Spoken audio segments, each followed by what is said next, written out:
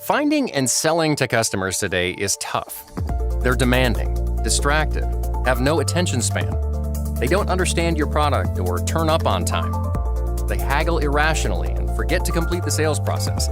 Chances are you've heard some version of this story and all the things you need to do to reach this new breed of customer. The future will be very different. Over the last few years, we've been observing a growth megatrend quietly taking place, one that we think is actually going to be bigger than digital commerce. Because for the first time in human history, companies can actually make their own customers. Using technology like artificial intelligence and others, these customers can actually buy and sell on behalf of you, companies, and even for themselves. Today, there are more machines with the potential to act as buyers than humans on the planet. Over 8 billion phones, tablets, PCs, smartwatches, smart speakers, and connected personal and commercial printers exist. Billions of more machines will join them in the coming years. These machine customers, or custobots as we like to call them, will soon create mega markets mega fast. That by 2030, 15 to 20% of their company's revenue will come from machine customers, accounting for trillions of dollars in purchases in the coming decade. But how and where? Cars could buy their own tires. Your coffee maker could order its own parts. Your closet could curate your jeans collection for you.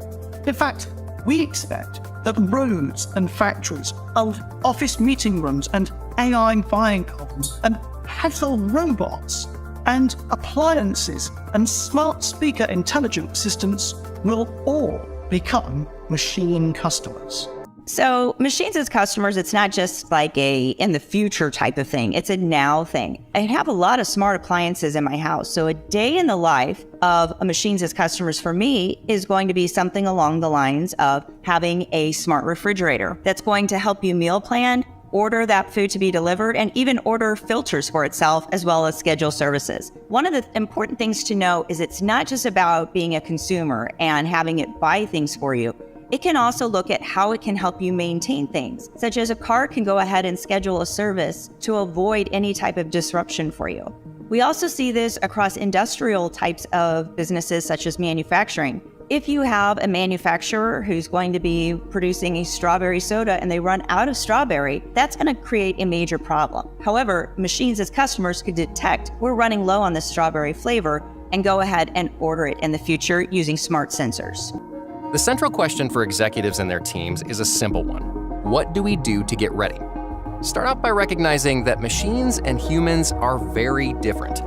Unlike humans, machines are observant, tireless, and exhaustive researchers, relying on the power of AI to always have the best info and analysis. They don't forget to order or follow up, and they are unwaveringly logical, never swayed by emotion. If you were expecting machines to act like humans, think again.